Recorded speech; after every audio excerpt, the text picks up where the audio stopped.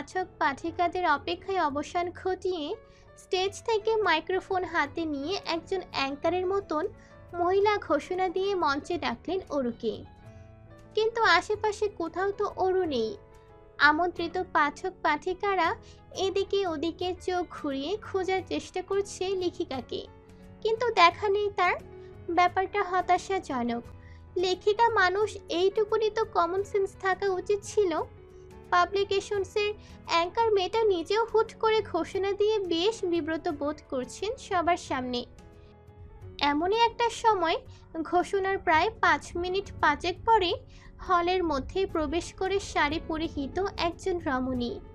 ছাই রঙা শিফনের শাড়িটায় কুচি ঠিকঠাক করতে করতেই মেয়েটা উঠে এলো মঞ্চে। হাঁটু অবধি নেমে আসা লম্বা চুলগুলোতে আলগোছে কানের পাছে গুছে অ্যাঙ্কারের অনুমতির সাপেক্ষে মাইক্রোফোন হাতে নিয়ে সবার উদ্দেশ্যে মেয়েটি বলেওছে, শুভ সকাল পাঠকবৃন্দ। এতক্ষণ যাবৎ অপেক্ষা করিয়ে আপনাদের মূল্যবান সময় নষ্ট করার জন্য আন্তরিকভাবে দুঃখিত আমি। আসলে বিলম্বটা ইচ্ছাকৃত নয়। আজ সকালের ফ্লাইটেই বাংলাদেশে এসেছি আমি। ফ্লাইট কিছুটা ডিলে হওয়ার দরুন এই বিলম্ব। তবুও আমি নিজের সবার কাছে ক্ষমা প্রার্থী। অনুগ্রহ করে ক্ষমা করবেন আমায়। এই পর্যায়ে পাঠক পাঠিকাদের করতালের আওয়াজ শোনা গেল, যার অর্থ তারা সকলে লেখিকার ক্ষমা প্রার্থনা মঞ্জুর করেছেন। সকলের করতালের আওয়াজে মিষ্টি করে হাসল লেখিকা। অতঃপর পুনরায় মাইক্রোফোনটা মুখের সামনে এনে বলল, আমরা উপন্যাস নিয়ে কথা বলবো, এর চরিত্রগুলোর যথাযথ বিশ্লেষণ করব। তার আগে নিজের পরিচয়টা দিয়ে নিই। আমি অরোরা জাহান চৌধুরী, গ্রাজুয়েট ফাইনাল ইয়ারে অধ্যয়নরত। সেই সাথে পারিবারিক কোম্পানিতেই ইন্টার্নশিপ করছি এবছর। লেখালেখিটা আমার পেশা নয়, আর না তো আয়ের কোনো উৎস। শখ করে লিখি আমি, কারণ আমি কল্পনা বিলাসী। কলমের আঁচড়ে কল্পনাগুলো জীবন্ত ফুটিয়ে তুলতে পারলে আত্মতৃপ্তি পাই আমি। যেহেতু আমার মূল পেশা কিংবা পড়াশোনার অংশ সাহিত্য নয়, তাই একটা উপন্যাস বইয়ের পাতায় আনতে আমার 3 বছর লেগে গেল। তবুও আমার এইটুকু ক্ষুদ্র জ্ঞানকে এতটা সমাদর করার জন্য আমি আপনাদের সবার প্রতি কৃতার্থ পাঠকবৃন্দ। আমার মেয়ে তখন থেকে গেছে আর তুই এখানে ভাষণ দিচ্ছিস? এর পরের বাক্যটা আর শেষ করতে পারল না অরু। তার আগেই কোথা থেকে যেন একটা লম্বা মতো সুদর্শন যুবক উঠে এলো স্টেজে। তার কোলে 2 কি 2.5 বছরের একটা পিচ্চি মেয়ে বাবু। বাবুটার চোখ ছলছল করছে। চেরির মতো কোমল মিষ্টি নিষ্পাপ অধরখানা উল্টে গিয়ে ঠেকেছে চিবুক বরাবর। দেখেই বোঝা যাচ্ছে এতক্ষণ ধরে কান্নাকাটি করেছে সে। মুখের সামনে মাইক্রোফোন থাকায় হলে উপস্থিত সকলে শুনতে পেলেও তাদের লেখিকা মহোদয়কে বাচ্চা কাঁদানোর অবরাতে বড়সড় ধমক দিয়েছে একজন লোককে। কৃতিকের এহেন ঝাড়িতে ওর সামনে উপস্থিত সকলের দিকে তাকিয়ে অপ্রস্তুত হাসল। অতঃপর কৃতিকের পানে অগ্নিদৃষ্টি নিক্ষেপ করে 2 হাতে বাড়িয়ে কোলে নিল মেয়েকে। মায়ের উষ্ণ স্পর্শ পেতেই মেয়ে কান্নাকাটি ভুলে আলতো করে মাথাটা এলিয়ে দিল মায়ের বুকে। মেয়ে তার মাকে কাছে পেয়ে শান্ত হয়েছে। ব্যাপারটা বুঝতে পেয়ে স্বস্তির নিঃশ্বাস ছাড়ল কৃতিক। মেয়েটাও হয়ে বাবার ফটোকপি, যে সে অরুকে ছাড়া কিছুই বুঝে না।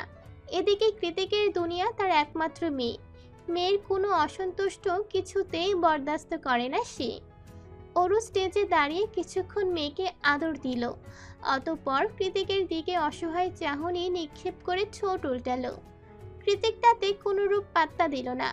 উল্টো অরুর হাত টেনে ধরে ওকে স্টেজ থেকে নামাতে নামাতে বলল, হয়েছে, আর ভাষণ দিতে হবে না। তোর আমার মেয়ের খিদে পেয়েছে, ওকে খাওয়াতে হবে, চল এক্ষুনি।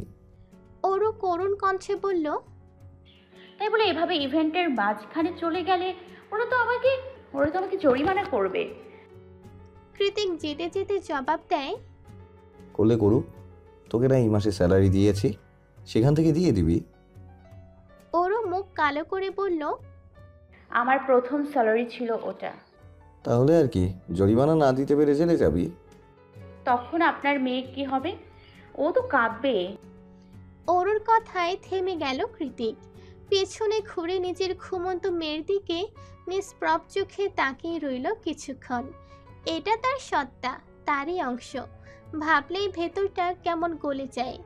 মায়ার জোয়ারে ফুল ফেপে ওঠে হৃদয়টা।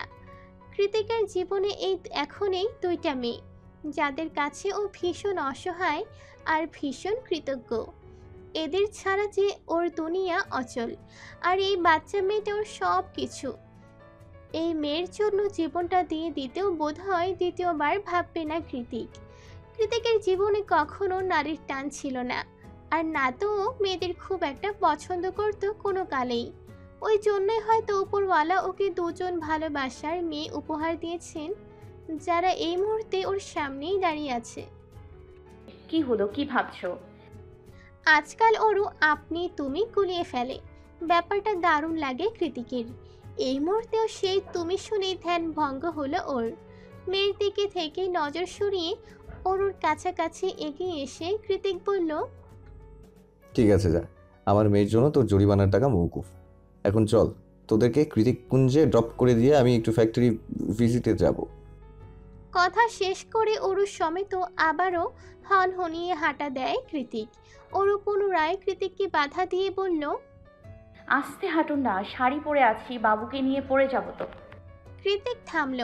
এরপর দু কদম পিছিয়ে অরুর কোমর চেপে ধরে ওকে নিজ বাহুতে তুলে নিতে নিতে বলল, বেবি, একে শক্ত করে ধর।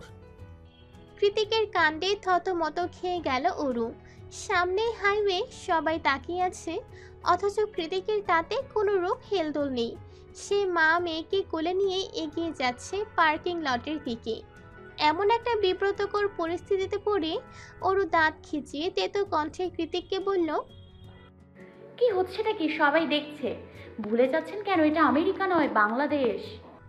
অরুর কথায় কর্ণপাত না করে গাড়ির দিকে এগিয়ে যেতে যেতে কৃতিক ধমকালো ওকে। Shut up. সবার দিকে নজর দিতে বলি তোকে। Just focus on me and my daughter. গ্যাংমা! মেরির রংমহলের সবচেয়ে কর্নারে যে রকিং চেয়ারটা রয়েছে, সেখানেই বসে বসে বেশ মনোযোগ দিয়ে ফিলোসফির একটা চমৎকার বই পড়ছিলেন আজমেরি শেখ। আজকাল অবসরের বেশিরভাগ সময়ই এখানে কাটান তিনি। একাই কাটান নিজের পছন্দের বইগুলোর সাথে। আজমেরি শেখের মতে বইয়ের মাঝে অন্যরকম একটা সুঘ্রাণ রয়েছে, যা তাকে প্রশান্তি দেয়। আর নীরবে বসে একা একাই সেই বইয়ের সুঘ্রাণ বিশ্লেষণ করলে তো আর কথাই নেই। কিন্তু আজ সেই নীরবতায় বিঘ্ন ঘটিয়ে বই পড়ার মাঝখানে মনোযোগ ক্ষুণ্ণ করে ভেসে এলো একটা ছোট্ট বাচ্চার আধো আধো গলার আওয়াজ। আচানক সেই অযাচিত ডাকে পেছনে ঘুরলেন আজমেরি শেখ। দেখলেন তার থেকে মাত্র কয়েক হাত দূরে একটা ছোট্ট বারবি ফর্ক পরিহিত বাচ্চা মেয়ে চুপচাপ দাঁড়িয়ে আছে। পায়ে তার আটকানো ভেলভেটের তৈরি লাল রঙা দুটো ব্যালরিনা জুতো। পিঠ অবধি ছড়ানো রেশমের মতো হালকা বাদামি চুলগুলোকে সাবধানে হ্যালো কিটি হ্যাডব্যান্ড দিয়ে আটকানো। ফর্সা তুলতুলে তার শরীরের গঠন দেখেই বোঝা যাচ্ছে কোনো আলালের ঘরের দুলালি হবে হয়তো, যার মাথার চুল থেকে পায়ের নখ অবধি ভীষণ যত্ন আদরে মোড়ানো। বাচ্চা মেয়েটার হাসি হাসি মুখ দেখে আজমেরি শেখের চোখে সবার আগে ভেসে উঠল জায়ান কৃতিকের রাগী চেহারাটা। কিন্তু মেয়েটা তো হাসছে, কি আশ্চর্য! আজমেরি শেখ খুব একটা ভাবলেন না, বরং হাতের ইশারা করে কাছে ডাকলেন বাচ্চা মেয়েটাকে। আশকারা পেয়ে মেয়েটা তৎক্ষণাৎ কুড়কুড়িয়ে দৌড়ে এলো। তিনি হাতের বইটা সাইডে রেখে হাঁটু মুড়ে মেয়েটার মুখোমুখি বসলেন। অতঃপর নরম গলায় বাচ্চাটাকে শোধালেন, গ্র্যান্ডমা কাকে বলে তা কি তুমি জানো? পাপা বলেছে গ্র্যান্ডমা মানে দাদু নানু দুটোই। আমি যে তোমার গ্র্যানি, সেটা কে শেখালো তোমায়? মেয়ে তৎক্ষণাৎ জবাব দিল, পাপা। আজমেরি শেখ ক্ষণে ক্ষণে আশ্চর্য হচ্ছেন আজ। কৃতিক তাহলে তার পরিচয় মেয়ের কাছে এইভাবে তুলে ধরেছে। সারা জীবন তো দা কুমড়োর মতোই আচরণ করে এসেছে। এই 3 বছরে চিকিৎসার জন্য বহুবার ইউএসএ গিয়েছেন আজমির শেখ। সেখানে তিনি অনুর বাসায় থাকলেও কৃতিকের বাড়ির রাস্তাও মারাননি কোনো কালে। আর না তো কৃতিক কখনো যেচে পড়ে নিজ বাড়িতে আমন্ত্রণ জানিয়েছে তাকে। অথচ সেই কৃতিকের মতো মানুষই কিনা নিজের মেয়েকে এরকম সুশিক্ষা দিয়ে বড় করেছে, ব্যাপারটা কল্পনাতীত। আজমির শেখ নিজের কানকেই যেন বিশ্বাস করতে পারছেন না। বাচ্চা মেয়েটা তার গোল গোল ভাসমান চোখ দুটো মেলে তাকিয়ে আছে আজমিরের পানে। তাই তিনিও এবার নিজের ভ্রম থেকে বেরিয়ে এসে পিচ্চিকে জিজ্ঞাসা করলেন, তোমার নাম কি বাচ্চা? মেয়েটা যেন কথা বলতে খুব আগ্রহী, তেমন করে চনমনে উত্তর দিল সে। কিয়ারা জায়ান চৌধুরী। যতদূর বোঝা গেল ওর নাম কিয়ারা।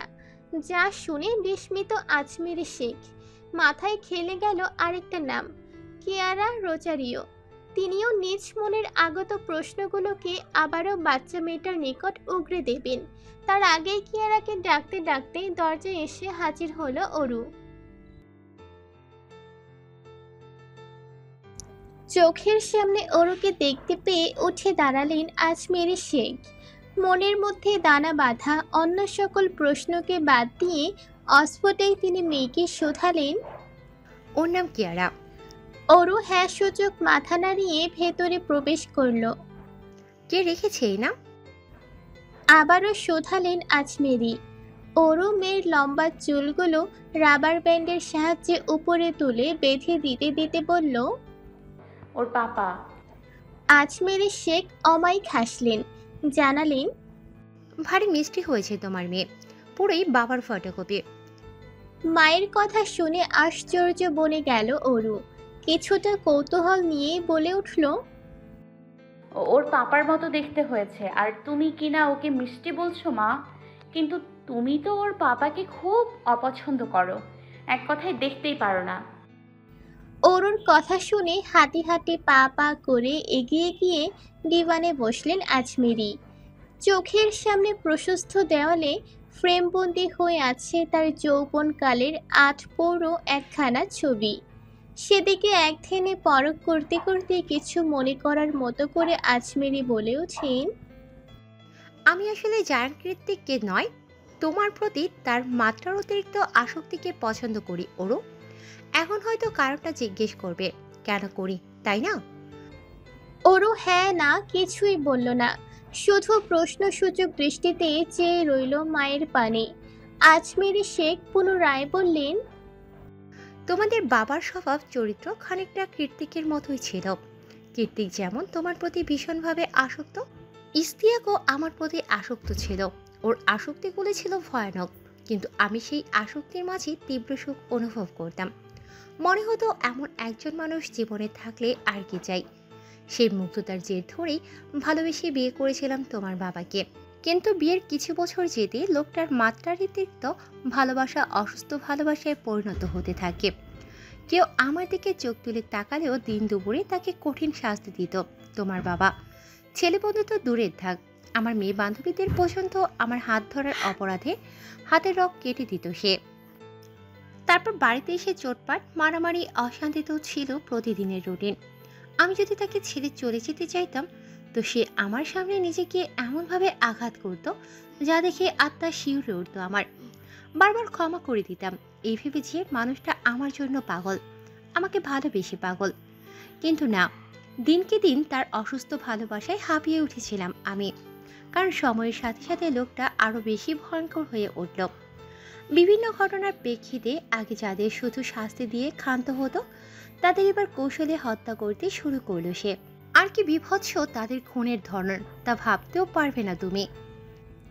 কথার এই পর্যায়ে এসে চোখ মুখ খিচিয়ে বন্ধ করে ফেললেন আজমেরি।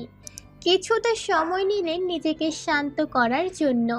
অতঃপর চোখ খুলে একটা দীর্ঘ শ্বাস ছেড়ে বললেন, তখনই বুঝেছিলাম লোকটা আসলে সাধারণ মস্তিষ্কের কোনো স্বাভাবিক মানুষ নয়, সে সাইকোপ্যাথ। কিন্তু জায়ান তো সাইকোপ্যাথ নয় মা। অরুর কথায় ওর পানে দৃষ্টি নিক্ষেপণ করলেন আজমেরি। অরু এগিয়ে এসে মায়ের পাশে ডিভানে বসতে বসতে শান্ত স্বরে বলল, জায়ান কৃত্তিক প্রচণ্ড রাগী, বদমেজাজি,